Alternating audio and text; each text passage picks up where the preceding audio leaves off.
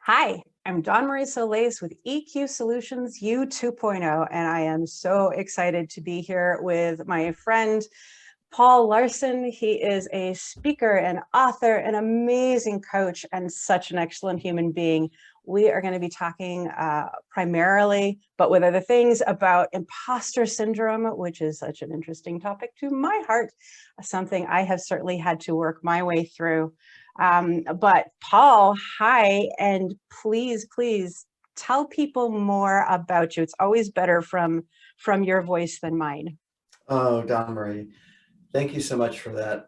Such eloquent, but talk about an imposter syndrome introduction. And for me, it's like, who is that? Who's she talking about? Like, really? Oh, is that? Oh, that's not me. That's one of the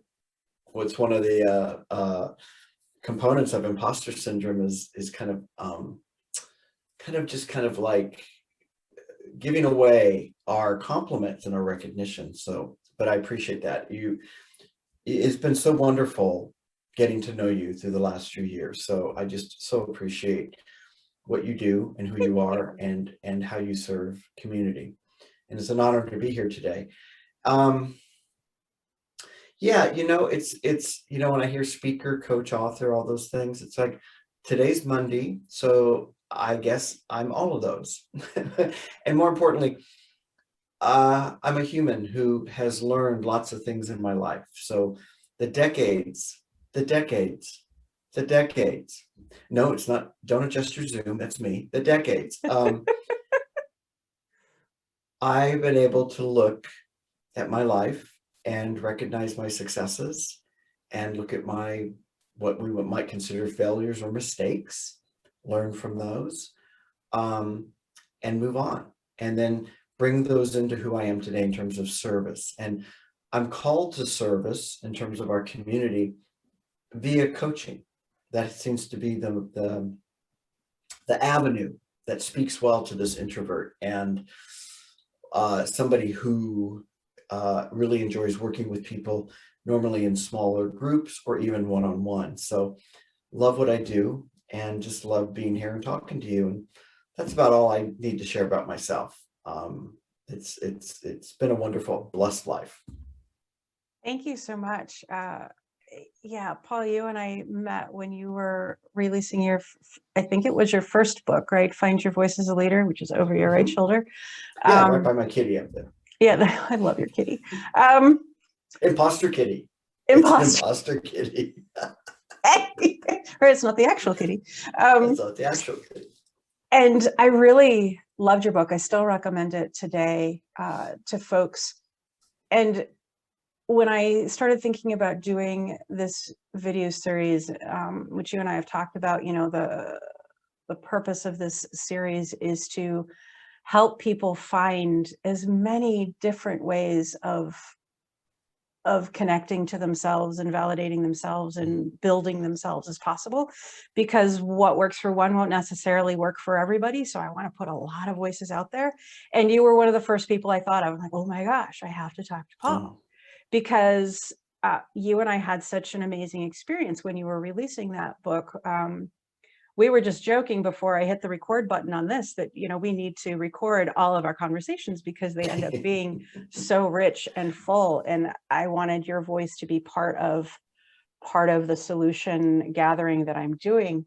And when we were talking a couple weeks ago, you said that right in front of your heart right now is this idea of imposter syndrome, and how people can be in a space, a job, a family, a community service thing, and intellectually know they have the skills, they know what they have, but they're pretty sure it's just not enough. They're pretty sure someone is going to discover Imposter kitty. Yeah. And they're a cardboard cutout. So I'm going to share as quickly as little verbose me, am able. My first literally like Mack truck run me over experience with imposter syndrome was I was very involved in the arts in high school. Everyone expected that to be my journey. I knew education was going to be my journey. It's who I am. I really am an educator. And so my coaching career makes total sense in that world. I adore helping people learn stuff that brings the best out of them. I don't know how to do otherwise. But in my 11th grade year, I was in the state choir. So you have to audition for that. And it's talented young people from all over the state. And when we had our weekend of rehearsal, then performance, we had these wonderful guest conductors, and they were from a prominent music school. I auditioned for a solo piece, right? You come in with your little sheet of music and you sing the little solo piece, and they decide if you're allowed to sing it the next day in the concert. And they told me I could sing the solo. That was very nice. And then they had a little conversation with each other.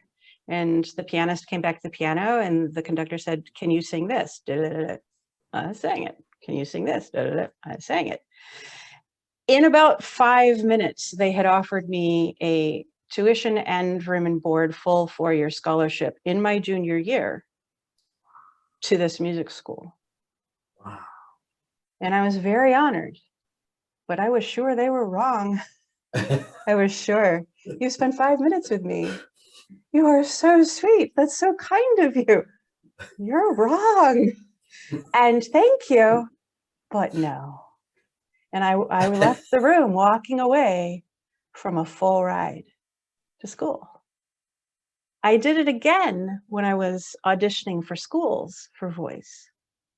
I had a school call me and say, "Hey, we'd like to give you half of your tuition." "Oh, that's so nice of you. You must be wrong." So no, thank you. They called me back several times, eventually offering me the same deal as I had been offered originally. This is a different school. And the more they called me back, I'm like, "Oh my God, you poor people. You're so wrong, right? I can't be that good. Or you just must be like really delusional. Like you just aren't running your school well, right? If you're asking me, Yep. if you're willing to pay me to go to school, right?" I turned down 2 opportunities for full rides to school. And That things like that is- happened over and over and over again until I realized quite a bit later in adult life, why am I doing that? Why am I Wow. resisting, rejecting offers? Okay, if they're wrong, the worst thing that happens is they go, "Sorry, you should go to school someplace else." And I pack up my life. It's Right. embarrassing. And I go to school someplace else. Really, that's the worst that can happen. My ego gets hurt. Exactly. That's the Right. worst thing that happens. Right. What's the best thing that happens? And so, yeah, that wasn't a short version because I don't know how to do those. But I wanted to sort of set the stage as to why this is important to me. The work that I did to become even partly in a position of power with that voice of "you're not good enough," right? Just doing this video series. Really, I'm just out of the blue gonna get in touch with these people who I view as important people, you and others, and I'm gonna say, "Hey, I barely have any of these in the can. Would you be one of my first, pretty please?" And expect people to say yes. And I just used what I know about what it is to come into your own being. And what's the worst that can happen? They say no. I ask someone else. So, okay, I am going to resist talking for a little while because people came to hear you.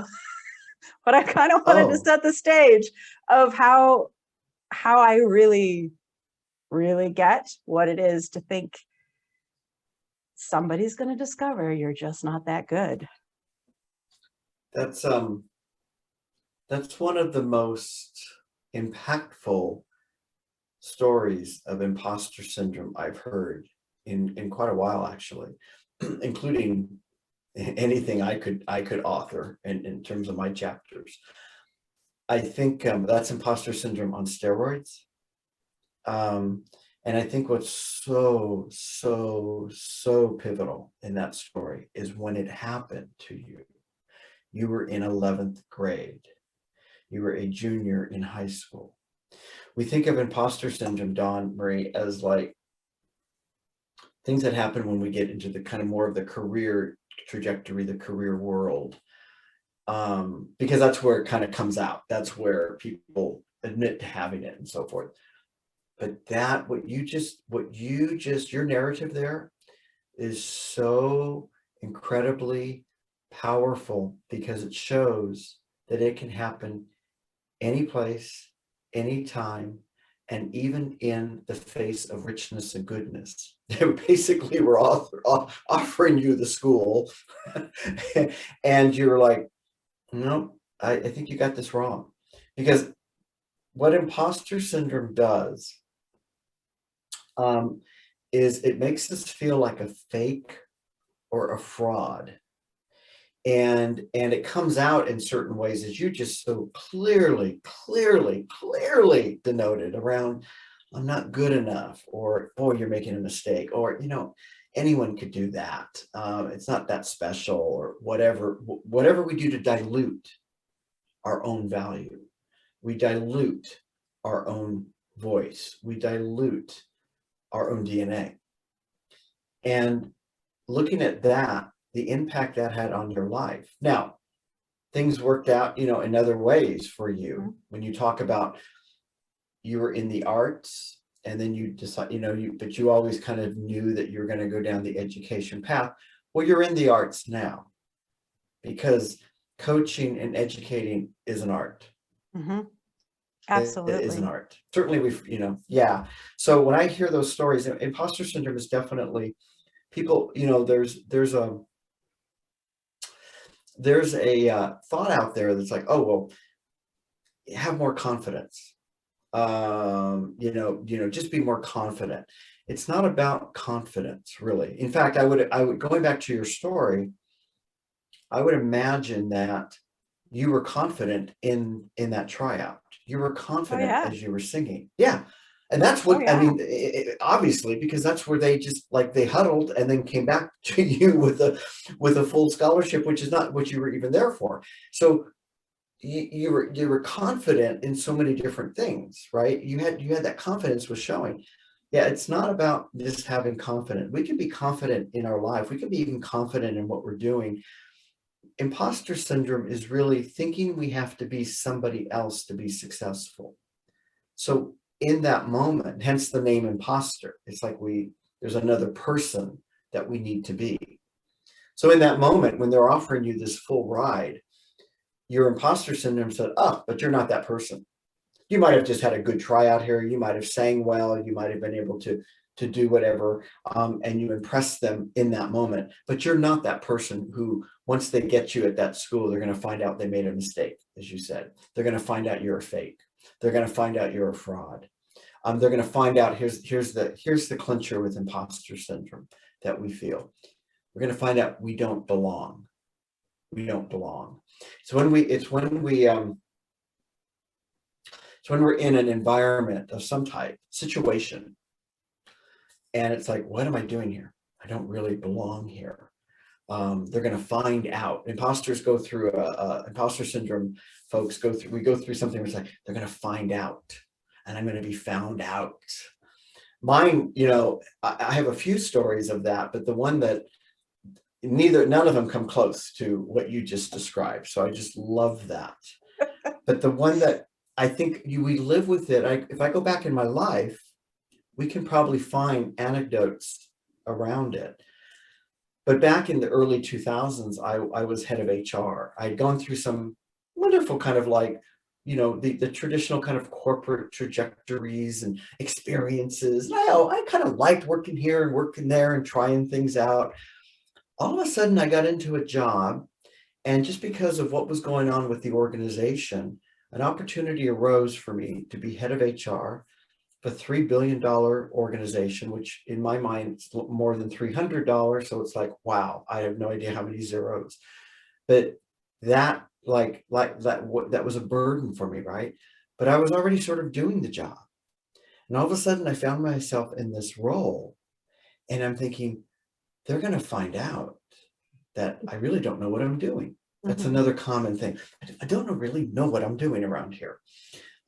If we're on like a cartoon, it's like those cartoons we used to watch. I'm growing up watching cartoons on Saturday morning, where it's like, there's a little animal or a little something going on that they don't know what they're doing. They're just like in chaos, and little bubbles of question marks are coming out and all these things. And so I was like, wow, I don't really know what I'm doing. And they're going to find out I'm a fake or fraud. And they're going to ask me to leave. As you said in one of your stories there. The irony of that, of my story, is whoever would ask me to leave would probably be coming from my own department, i.e. human resources, because that was kind of our job. Right. So the irony was not lost on me that somehow, through everything, the people that would show up with the proverbial box to pack my desk would be somebody from my own department saying, yeah, we really don't think you know what you're doing here, so we're just going to pack for you and ask you to leave. And is that wild thinking? Absolutely. Is it real thinking? Absolutely. Because it all occurs up here. And the good news, and the hashtag I've started to use now, is hashtag celebrate imposter syndrome. Because imposter syndrome denotes, at least from my experiences, but certainly listening to stories like your own and other people that I work with and just have in my life, it denotes we're doing something new. It denotes we're taking a chance.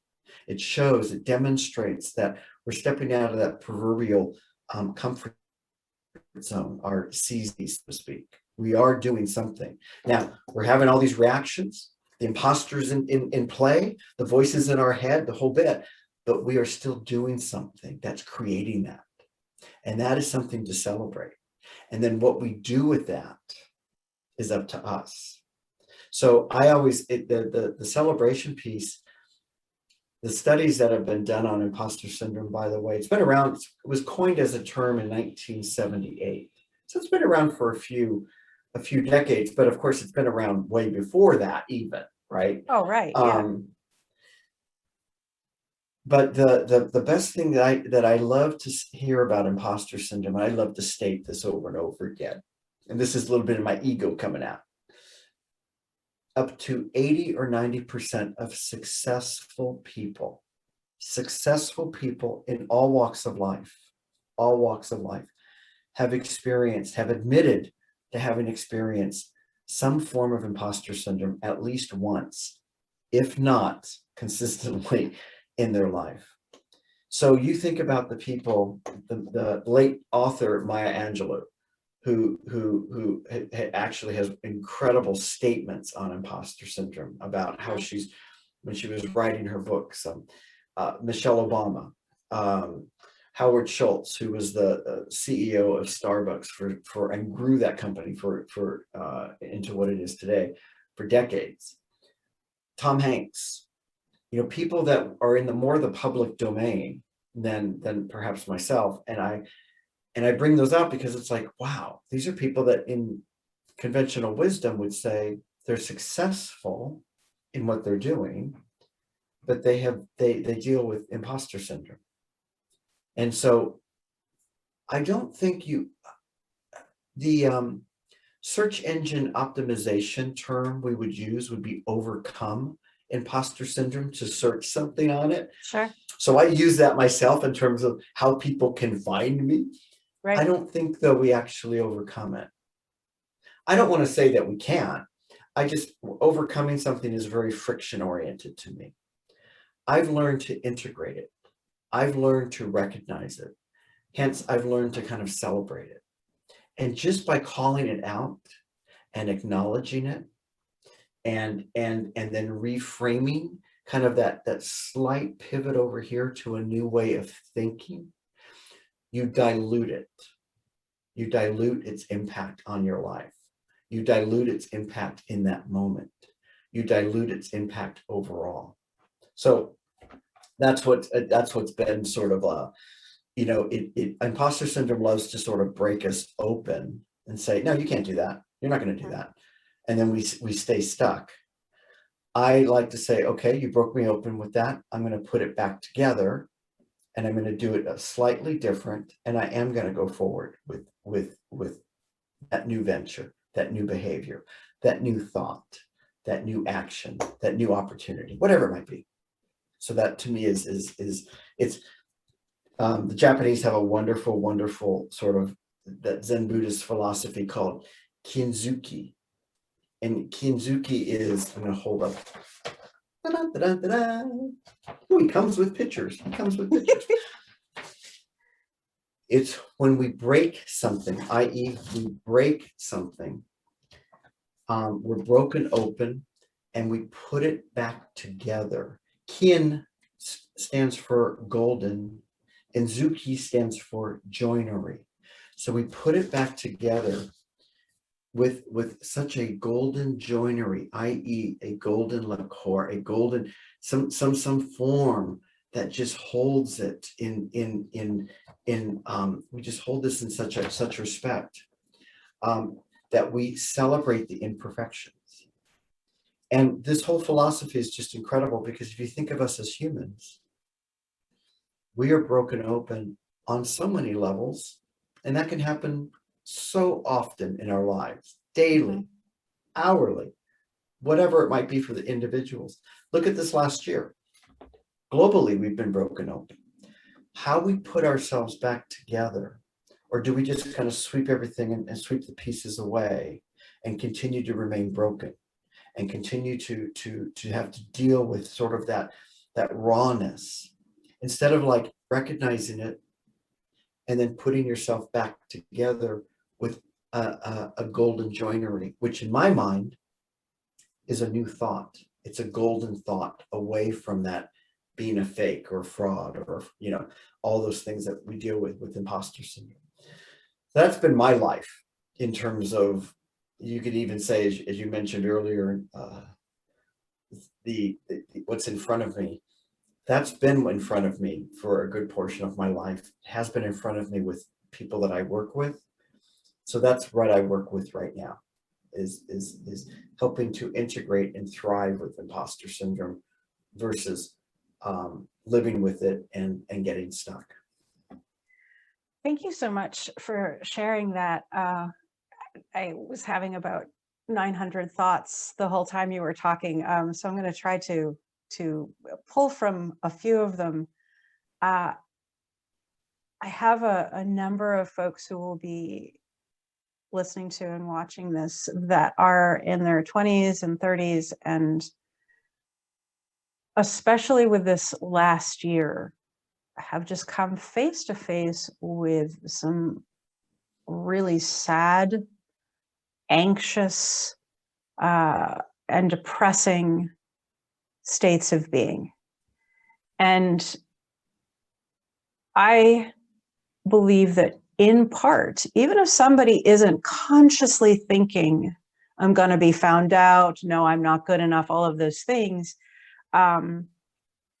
when our life experiences start to pull us into sadness or depression and anxiety, it is because we are experiencing them in a way that we believe we won't be successful, right? If I believe I'm going to be successful, I'm going to figure it out, I'm going to be able to move forward, I'm going to understand the journey, right? Then yes, I may have moments of sadness. I may even dip briefly into a depressive state, but it's not going to be prolonged, because I have that confidence, I have that resilience, that grit, that thing that says, got this, right? So I can imagine that some of the folks listening to this, regardless of age and experience, well, I don't feel like I'm an imposter. I'm not going into work thinking I don't know what I'm doing, Exactly. but I am struggling.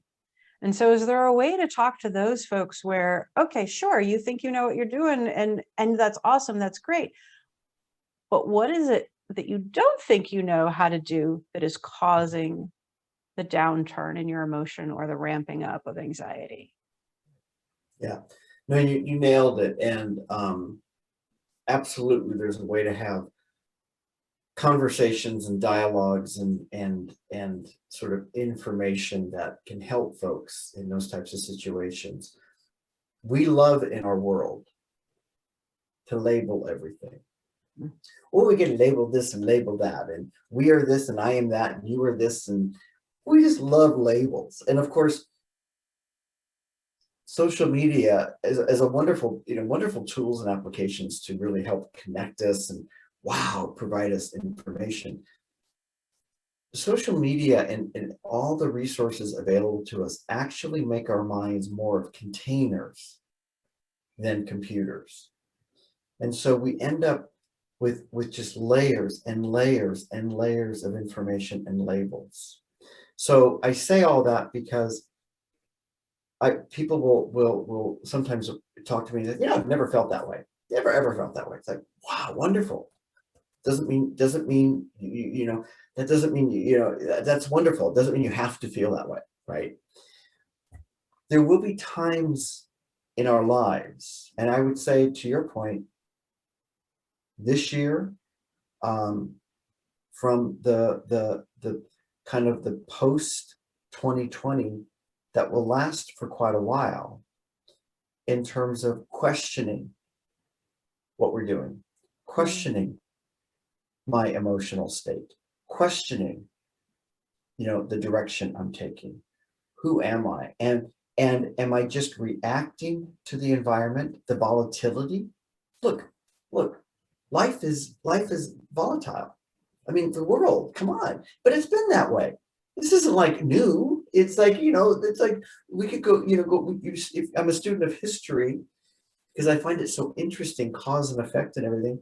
But yeah, the world, the earth has always been very volatile because as humans we're evolving. Some evolve faster than others. So we are always sort of relying on the past, and then we do a lot of what ifs for the future. And we don't spend a lot of time in the present. So to the folks that are in that identification that you use, the 20s and 30s, and might be feeling certain things, there's a sense of feel that, and then decide what you want to do with that. The National Science Foundation did a study in 2005, which seems like yesterday, but it's like eons ago now, right? 15, 16 years ago. They found that as an adult human can process anywhere from 12,000 to 60,000 thoughts in a day. Mm-hmm. Yeah. Now, those numbers to me are like, it's like 3 billion. It doesn't matter. Once you get, if I'm lucky, if I can process 100, I'm fine with that. Like 60,000, but they did this incredible study. They found, though, that a majority of those thoughts were repetitive. We are repeating the same thoughts over and over. So the algorithm up here continues to play. Up to something like, it was almost up to like 85% were repetitive. And up to 90% were negative or had a negative bent. Because they came from the past, and or we did a lot of what ifs for the future. And it shows you the power of our mind, that we can process so many things, as I talked about container versus computer up here. But we aren't necessarily being deliberate with the thoughts that we're choosing.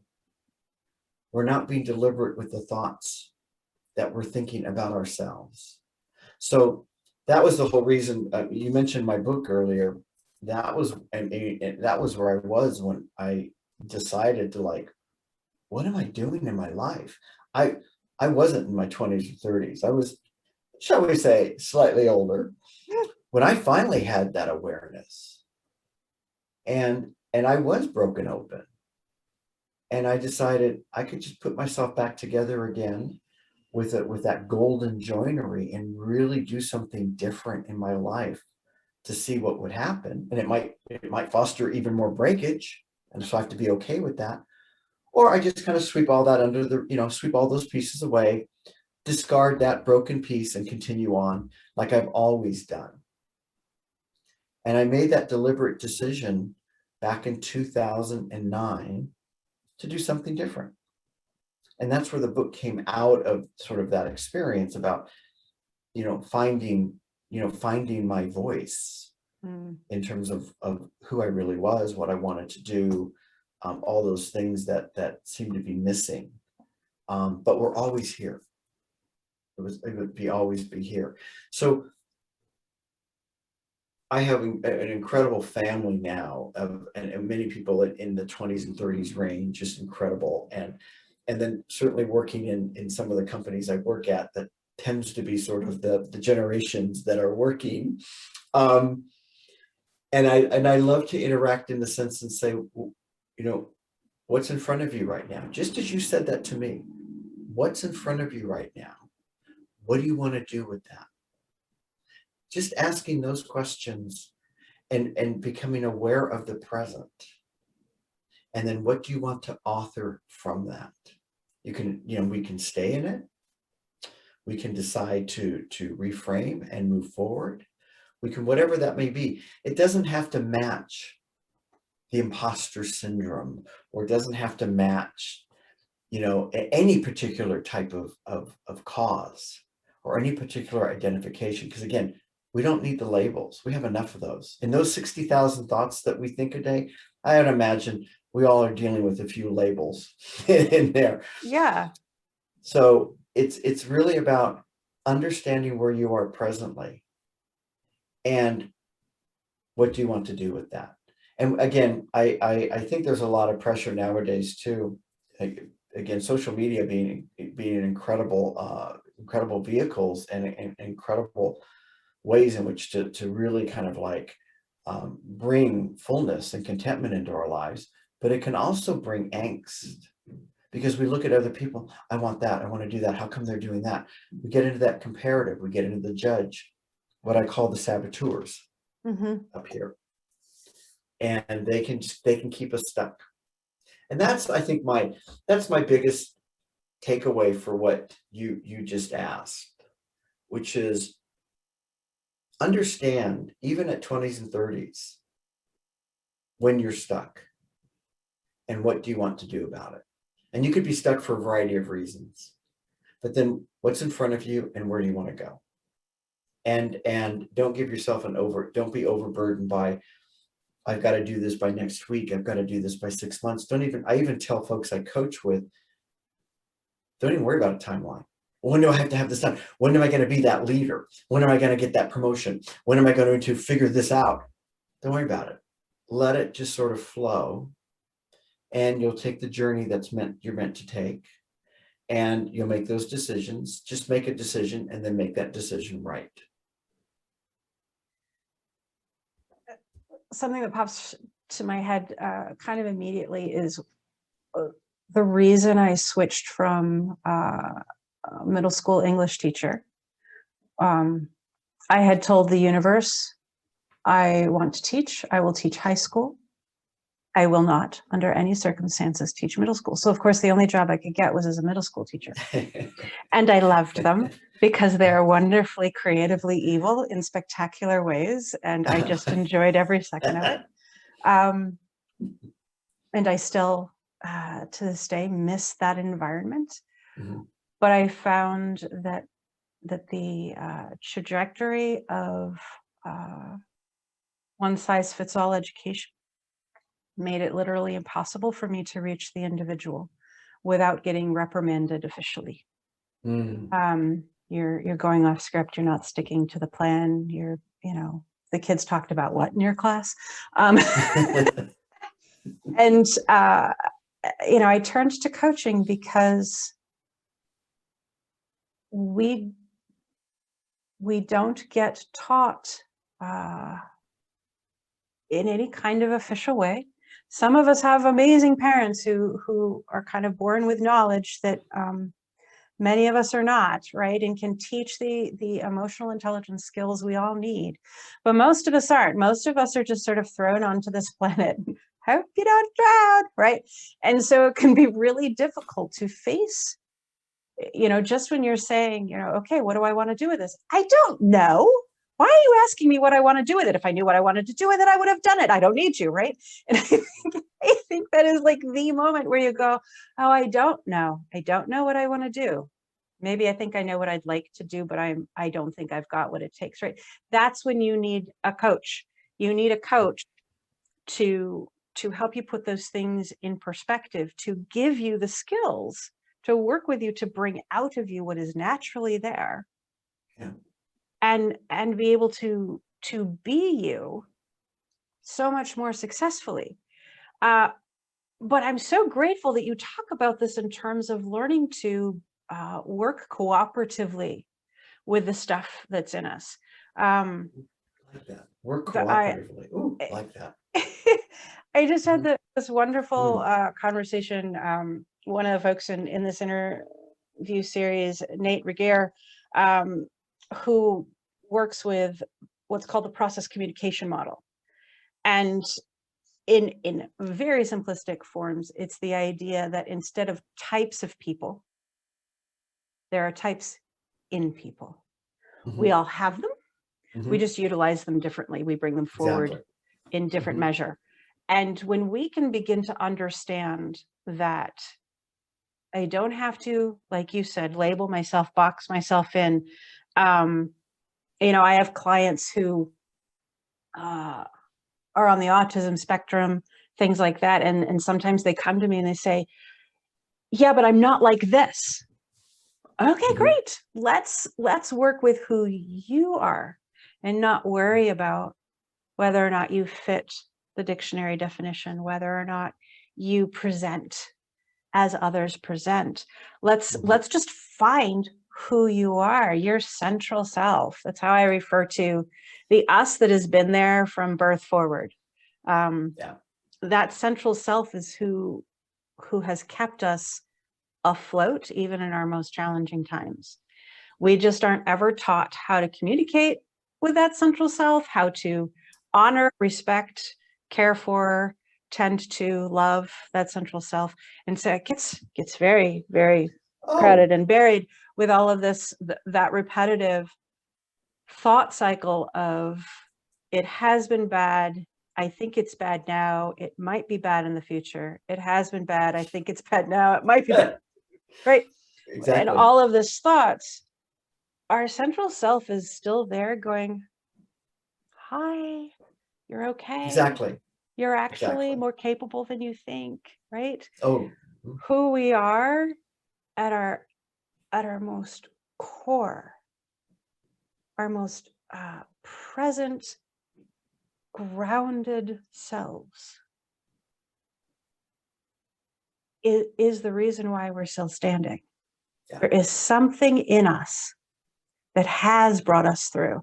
My most asked for class is my post-traumatic success class. And it's interesting because people will get in touch with me. They think they know something, and I mention some of the things that I do. And they're like, well, I don't have post-traumatic stress disorder. Like, you don't need to. But I bet you've had something complicated happen in your life that still talks to you.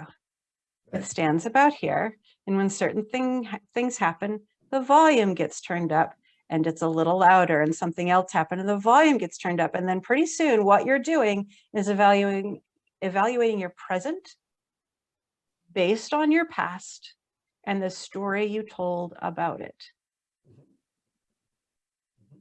The most important story about that past event is you are here today, Exactly. which means even Exactly. if it was very hard, even if you're still thinking about it, even if it still impacts you, it didn't end you. And if it Exactly. didn't end you, you are stronger than it. Exactly. And that what you just described is that needs to be the last chapter of that story. That needs to be the epilogue of that story, so they can put that story to rest and learn from that. But they need Right. to your point, they need to author that so it brings them to the present, and we can detangle that story from the past. Um, you know, it's really interesting when you mentioned, well, everything you just mentioned. It's like, wow, where do I start? But I digress. Middle school English teacher. Immediately, it takes me right back to middle school. When I think of you as a middle school English instructor, a middle school English coach, if there's any age group that needs coaching, it's middle school. Now, I'm sure there's arguments of like, well, no, you got kids growing up in primary, then you go to high school. My gosh, high school. To me, middle school is such a transitory time. The development that occurs in those 2 to 3 years, depending on whatever that particular school district has, both in male and female, which are very different, and then they're all put together. And that type of development, and what you're talking about is the art of developing ourselves. We can get the science down. Schools teach the science usually pretty well. How to do this, how to do that. Follow this instruction. Don't be late. Bring a note if you're sick. All those things that we have to do to get to receive whatever that end result is, which is mostly a diploma of some kind, or maybe just a pass grade, whatever it might be. But the science of that, what's missing so often is the art. And that's what comes from within. And how do we actually create that life? Whether it be the next period of school, the next week of school, the next year of school, or whatever it might be down the line. But how do we create that next work of art that is us? Because in life we have so much, we're really recognized, to your point earlier, so well with our IQ. Our testing and the whole bit, it's all IQ really related. Right. And fast forward now to businesses across the world. There aren't many people that get hired and then people find out they don't know how to do the job. Most people that get hired know how to do that job, whatever it is. Really, they understand how to do the job.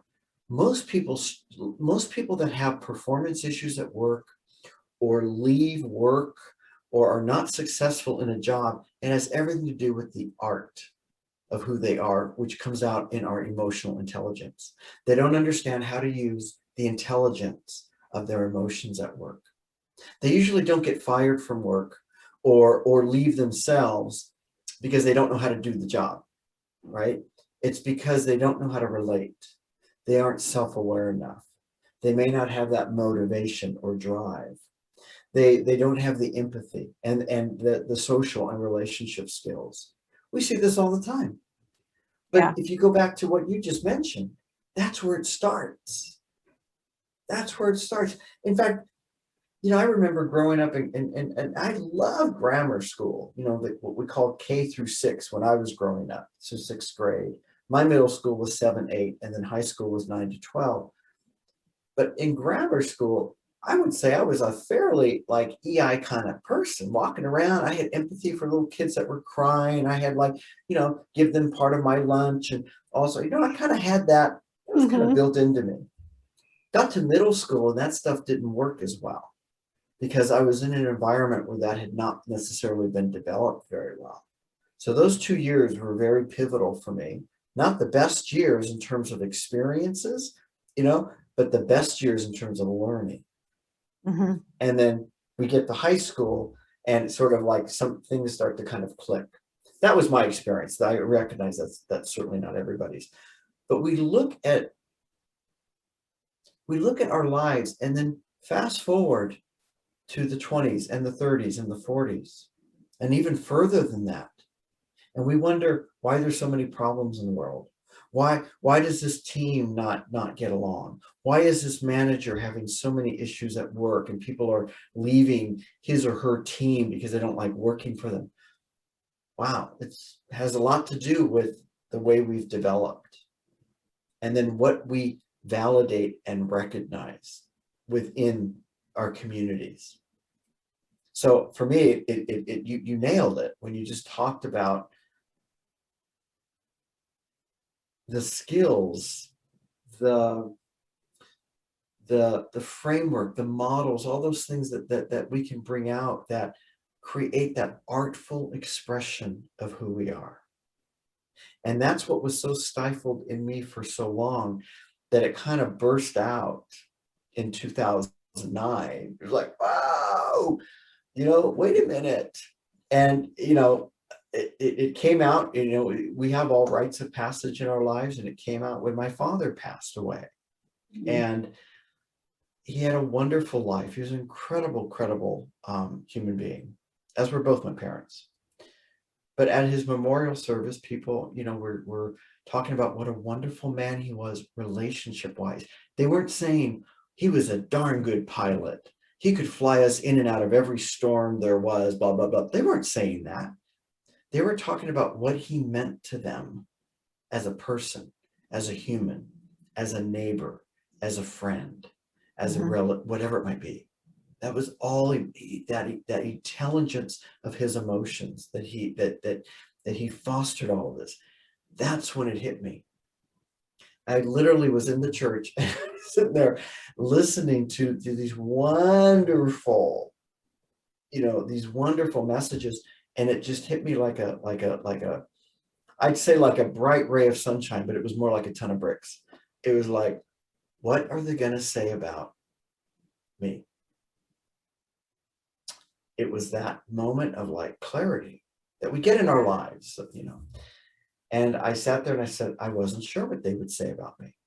I've done a good, I think I'd done a good job at work. I'd gotten things done. I always got good performance reviews. I was the go-to person for this or that, But what was the impact I was making, like my dad was? And I could fly projects in and out of storms or whatever. But what was the impact I was having on people's lives? The way he did. And that started the whole thinking for me around, what do I want to do with my life? And again, I was broken open, and I decided to do some things with my life at that point. But we are products of our story, and no matter the trials and tribulations we have in our life, that's that mosaic, that beautiful mosaic that brings us in terms of that brings us in service to ourselves and others. That's the beauty of who we are in our life. And it's really simple sometimes when I'm working with people and they're like, what do I do? I'm in pain. I'm in angst. I've got this going. I got that going. If I knew, to your point, if I knew what to do, I do it.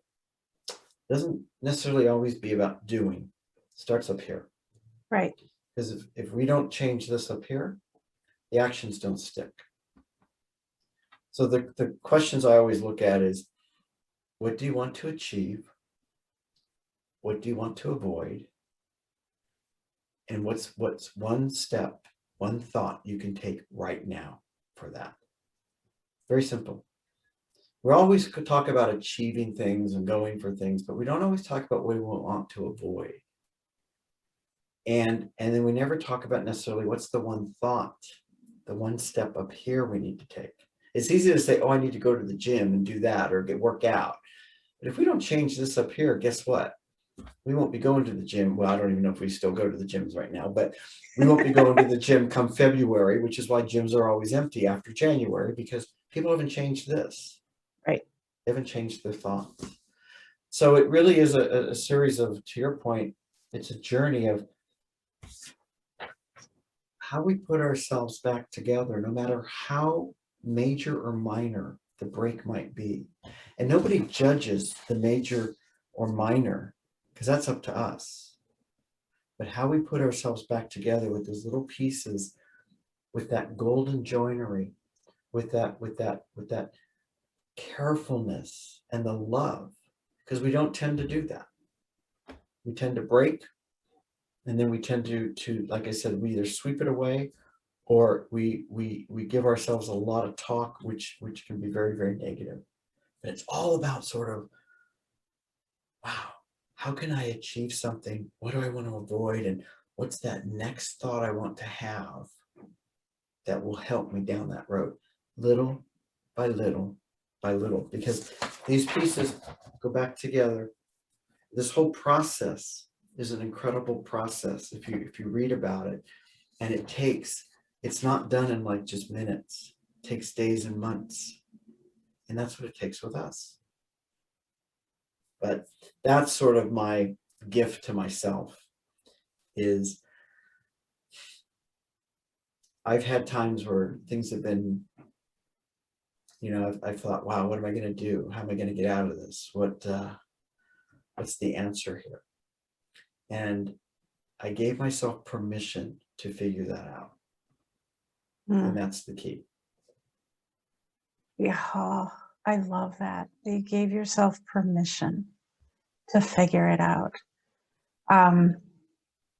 Well, I could literally talk to you for days on end and not get tired.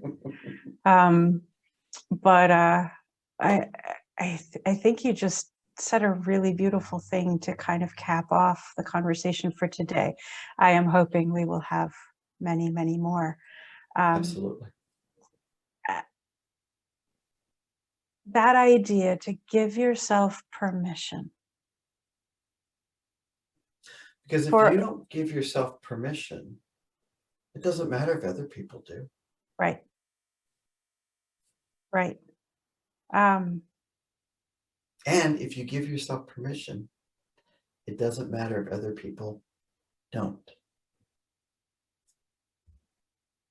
I think the way, at least in the United States, we are educated as children teaches us to believe we have to accomplish all things on our own and we have to get it right. And so the need to ask for help, right? If you needed a tutor in math class, you got bullied, right? Well, you're not smart enough to do math, right? If you needed a tutor, if you had a learning difference that was benefited by an assistant, if there's anything different about you at all, that was the green light for others to condemn, criticize, cast out. And we bring that experience into our adult lives in some really unfortunate ways, ways that are not productive at all. The idea that we shouldn't ask for help. We have entire sitcoms based on the male ego of don't ask for directions, don't hire the plumber, right? We have an entire genre of comedy TV movies built on I have to do it myself. And it certainly can make for something funny, but things are only funny when we relate. Yeah. And what we need to relate to is, absolutely everybody has something that would be benefited by some assistance. Absolutely. Right? Somebody who can help us think it through, somebody who can help us make that next decision, somebody who can help us know, wow, my central self is actually kind of cool. I'd like to get to know it better, right?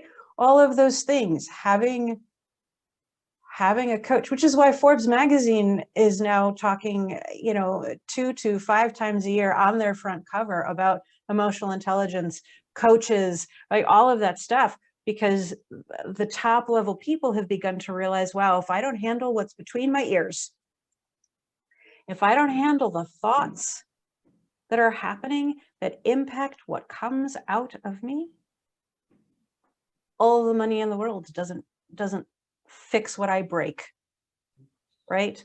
All of the quote unquote success doesn't live up to quiet my darling little imposter companion, right? Exactly. Nothing I do is ever going to be enough if I don't learn how to cooperate with my best self. Yeah. Eckhart Tolle, just one quick, because you're describing what Eckhart Tolle says, but you're describing it in such a wonderful, colorful way. But he calls it the pain body.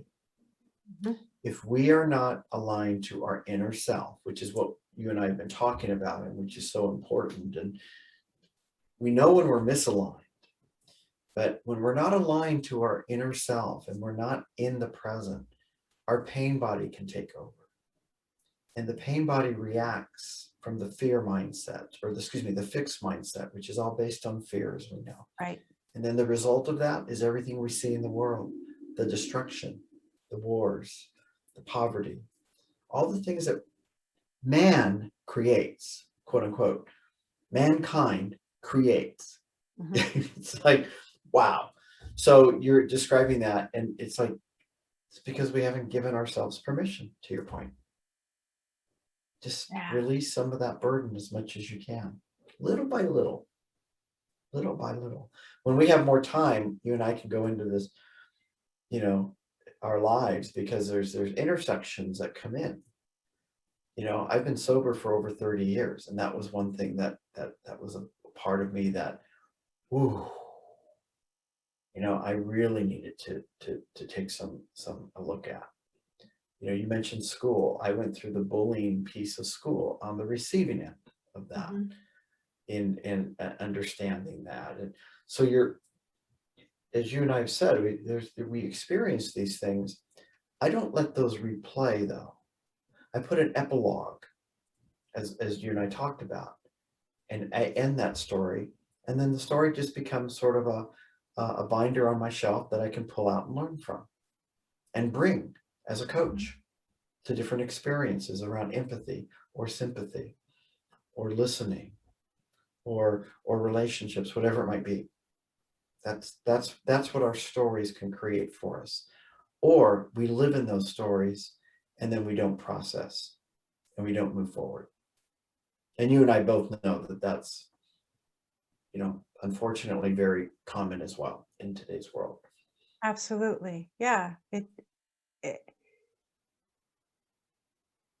The work of really enjoying who we are is a moment by moment, day by day, year by year, amazing journey. It is not build it, complete, walk away, right? Which I know can frustrate some people. They really would like to be, just tell me how long it's going to take, I'll do it. Like, I'll do the work. How long is it going to take for me to have the thing and do the thing, and right? And there are elements of that, right? How long will it take to develop a skill? But the best golfers in the entire world still have coaches. Absolutely. The best quarterbacks, the Yo-Yo Ma still has instrumentalists come and inspire him and bring him further in his journey. It doesn't matter what levels we attain. It's that we are designed to grow. We are designed to grow. And we can grow believing that it was all devastatingly hard and possibly not worth it. Or that binder you talked about, full of your memories and your stories, becomes my success journal. Look at all the things I came through and I'm still standing. Yep. What if I can come through the next thing and not just remain standing? Would be like, okay, I learned a thing. There's something in there I can bring forward to make my life more enjoyable. There's something that can bring light to my eyes and contentment to my being. What if I can process my life that way? Yeah. And it's not always easy, but my goodness, if, like you said, we give ourselves permission to seek and find the right kind of help that matches us and the work we would like to do. Yeah. And we're willing to admit we're worth that effort. Yeah. That's science says that the science side of our mind will say, to your point, how long will this take? A day, a week, a month, 2 hours? Come on, Paul, how long will this take? And there's usually a scientific answer to that. And so, yeah, if you want to learn to play golf, right? Or you want to learn to do some sort of skill, there's probably a very conventional wisdom that would say, plan this amount of time, this amount of budget, whatever it might be. That's the science answering that. You know, the art is, what do you do with it? That takes longer. Give yourself permission, because you don't know what you'll do with that. You can learn something. It's like going to school, getting a degree, getting a high school diploma, passing that class, going to college, whatever it might be, going to a vocational school. You can learn a trade, a skill. You can get the diploma. You can get that certification that says, yeah, I did that. The art is what you do with it, though. Yeah. The art is how you serve yourself and others with what you know, which includes all your stories of your life. So we are constantly needing to integrate the art and science together so that we blend ourselves into a beautiful mosaic of taking care of ourselves, because if we take care of ourselves, we can take care of others. And little by little, we can take care of the world. That's what I love about what I do. In my own small little way, in that way, my little niche, I've learned to take care of myself, meet incredible people like you. I would not have met, probably in other ways or shapes or forms, who knows, right? But there's a synchronicity, there's a reason for all that. And then we can help other people, and then we can, little by little, the world just sort of revolves and rotates a little bit differently. So Well, thank you I love, so much. I'll leave you with this, Domri. Okay. I like to say this, this is something, my job is not to change the world. My job is to change myself, so our world will change. And it's a slight pivot, but that is in a nutshell what I do for myself. That's so wonderful. Paul, this has been a privilege and a joy, and I'm so happy that we are actively back in each other's lives. We took a little pause in between your book and that promotion, and now, and my goodness, I'm just so grateful. We will put at the end of this video and in the comments where it is posted ways that you can be in touch with both Paul and myself. Paul, you have a website. We will post that. Paul's book is so worth the read. Please consider purchasing your copy of that. Do you have an audiobook version of that? The audiobook is just coming out. Yes, I'm just excited. It's only taking, again, give myself permission. Yeah. The book came out a few years ago. Everyone's like, do you have an audiobook? Are you going to get an audiobook? How are you going to do this? It was enough for me to sort of birth the book in the way it came out. The audiobook has now followed a few years later, and it was a wonderful journey to do that. But I just gave myself permission to say, when it feels right, the audiobook will come. That's 2021, wonderful. yeah, it's on Audible. It's on Audible now. It is now? It is now. Excellent, wonderful. Yeah, I haven't officially launched it yet, but it is now. It's all done. And it was narrated by me, which would go down a whole nother path about talking about imposter syndrome later, but it was like, oh, you want me to narrate it? But it is. That was a wonderful journey. That's great. Okay, so get Paul's book, be in touch, get some coaching, give yourself permission to be your best you, and stay tuned for the next interview on my series. But Paul, again, thank you so much. I appreciate your time and your heart. Same here. Thank you so much. It was an honor. Absolute honor. Thank you.